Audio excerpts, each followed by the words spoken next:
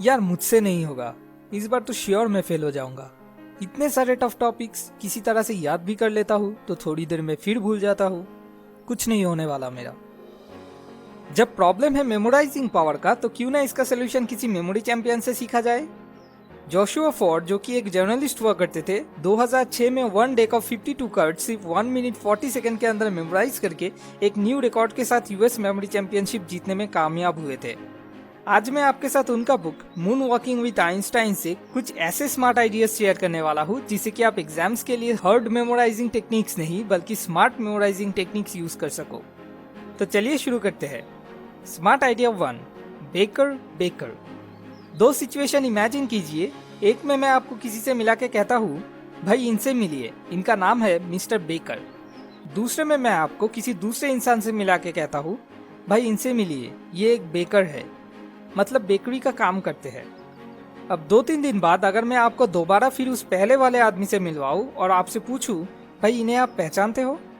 आप शायद कहोगे, हाँ इनसे पहले मैं मिला तो था लेकिन यार नाम ठीक से याद नहीं।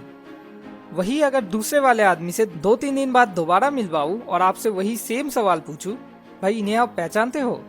तो चांसेस है आप शायद कहोगे, अरे हाँ इन्हें तो मैं पहचानता हूँ, ये तो एक बेकर है।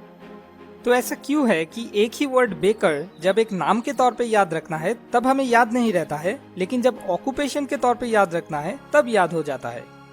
इसका रीजन है, किसी का नाम बेकर सुनने के बाद हमारे दिमाग में उसका कोई मीनिंग नहीं बनता है, लेकिन जैसे ही हम सुनते हैं ये आदमी बेकरी का काम करते हैं तो तरह तरह के इमेजेस तुरंत हमारे माइंड में आने लग जाते हैं, जैसे ब्रेड या बिस्किट का कोई इमेज। तो इन इमेजेस से हम उस इंसान को लिंक कर देते हैं, मतलब एक एसोसिएशन बन पाता है, जो कि पहले वाले में बन पाना थोड़ा मुश्किल है। ऐसे ही जब हम किसी ऐसे टॉपिक को पढ़ते हैं जिसका कोई एसोसिएशन बनाना मुश्किल है, तो वो टॉपिक्स याद रख पाना भी हमारे लिए मुश्किल बन जाता है। इसे आसान करने के लिए हमें बस थोड़ा सा मेहनत करके जितना ज्यादा हो सके एसोसिएशन बनाना होगा। जैसे बेकर नाम याद रखने के लिए आप अगर उस आदमी को देख के ये इमेजिन करने लग जाओ कि शायद ये बंदा बचपन में बहुत ज्यादा पाव खाता था, इसीलिए इनके माँ बाप ने इनका नाम बेकर रख दिया था।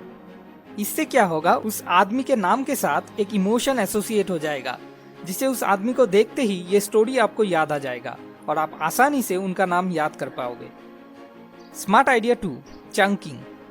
अगर मुझे अभी जल्दी से इन डिजिट्स को याद करना है तो मेरे लिए वो थोड़ा मुश्किल है, थोड़ा बहुत टाइम लगेगा, लेकिन इन्हीं डिजिट्स को अगर मैं चंक बना के याद रखने का कोशिश करूँ तो बहुत जल्दी याद हो जाएगा। इनमें से पहला डेट है मेरा अपना बर्थडे और दूसरा डेट है सोल्यूशन फॉर लाइफ प्रॉब्लम्स का बर्थडे।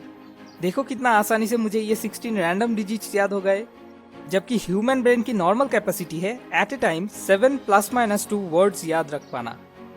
ऐसे ही अगर मैं आपसे कहूँ ये रैंडम अल्फाबेट्स आपको याद रखना है, जरूरी नहीं शॉर्टेड ऑर्डर में, फिर भी क्या आप याद रख पाओगे? मेरे ख्याल से नहीं। लेकिन अगर आप जरा ध्यान से देखो तो ये अल्फाबेट्स कॉम्बिनेशन है आई लव यूट्यूब इस सेंटेंस का। अब बताओ इन अल्फाबेट्स को क्या आप याद रख पाओगे? Smart idea 3, memory palace. इस लिस्ट को गौर से देख लीजिए, इसको आपको याद रखना है। सिर्फ पढ़ाई में ही नहीं, ऐसे लंबे लंबे लिस्ट कई मामलों में हमें याद रखना पड़ता है, जैसे शॉपिंग के वक्त या कोई स्पीच या प्रेजेंटेशन देते वक्त। तो इतना लंबा लिस्ट कैसे मेमोराइज करोगे? ऐसे में मेमोरी पैलेस टेक्निक सबसे ज्यादा काम आता है। आपको एक प्लेस इमेजिन करना है जिसका कोना कोना आप बहुत अच्छे से पहचानते हो सकता है आप बचपन में जिस घर में रहते थे वो घर, या हो सकता है आपके घर से लेकर बाजार तक का रास्ता। अब प्लीज थोड़ा ध्यान से इमेजिन करने की कोशिश कीजिए मैं जो कहानी आपको सुनाने वाला हूँ।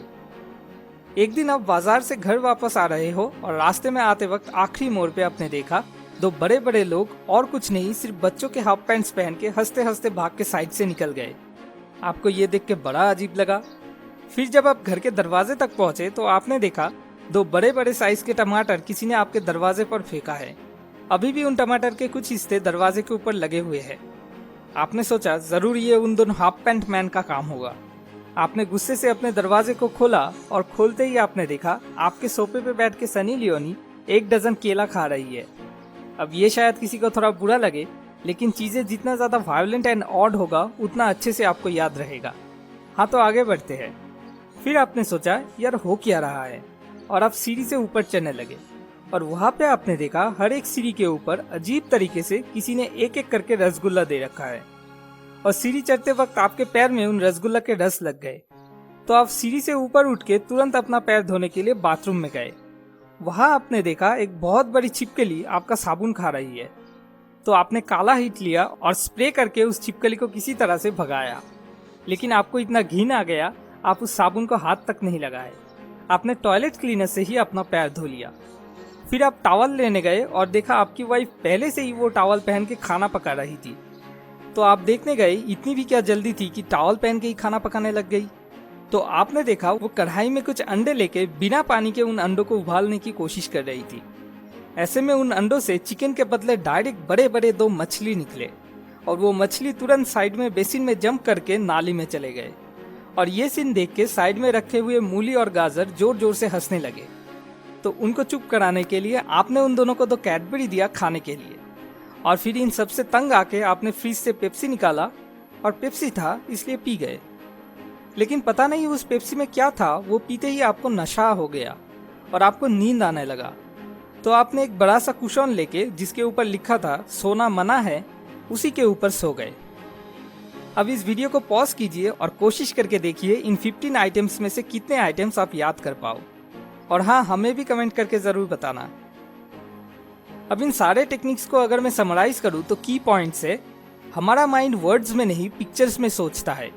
इसीलिए किसी चीज को लॉन्ग टर्म याद रखने के लिए हमें उस चीज के साथ कोई इमेज या कोई इमोशन लिंक करके एसोसिएशन बनाना पड़ता है, ताकि आसानी से वो चीज बहुत दिन तक याद रह पाए।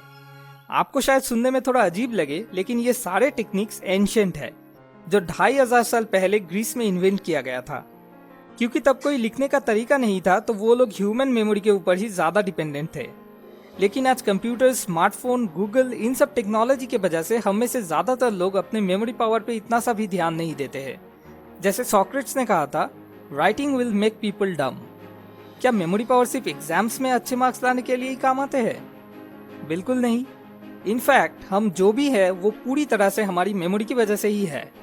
अभी अगर आपके अंदर से सारे मेमोरीज पूरे तरीके से इरेज कर दिया जाए तो आपको इतना तक भी पता नहीं होगा ये आपका खुद का बॉडी है या फिर किसी दूसरे का। मेमोरी हमारे लाइफ में डिसीजंस, कोर वैल्यूज, इन सब को मेंटेन करता है। एक अच्छी मेमोरी पावर के साथ हम एक अच्छी जिंदगी लीड कर सकते हैं। जब आपकी बेटी आके आपसे पूछेगी, पापा बताओ ना पहली बार जब मैं कुछ बोली थी तो वो क्या थी, तब अगर आप उसको सच बता पाओ तो सोचो इस छोटी सी चीज से उसे और आपको, आप दोनों को ही कितनी खुशी मिलेगी। जैसे इस बुक के ऑथर जोशुआ फॉर्ड ने कहा है, if you want to live a memorable life then be the person who remembers to remember. अगर आप और डिटेल्स में इस बारे में जानना चाहते हो तो नीचे डिस्क्रिप्शन में दिए हुए लिंक से जाके amazon.in से इस बुक को खरीद सकते हो। आखिर में आपसे एक छोटा सा रिक्वेस्ट, अगर इस वीडियो से आपको अपनी लाइफ की किसी भी प्रॉब्लम का सोल्यूशन ढूंढने में सच में इतना सा भी मदद मिले तो जरूर लाइक और कमेंट करके हमें बताइए। जितने लाइक्स आएंगे मैं समझूंगा उतने लोगों को मैंने थोड़ा सा मदद कर दिया है। यही मेरा असली मकसद है। अगला वीडियो अगले हफ्ते। ऐसे और वीडियोस पाने के लिए सब्सक्राइब करके हमारे साथ कनेक्टेड रहिए। मोर विजडम, मोर सोल्यूशन, बेटर लाइफ।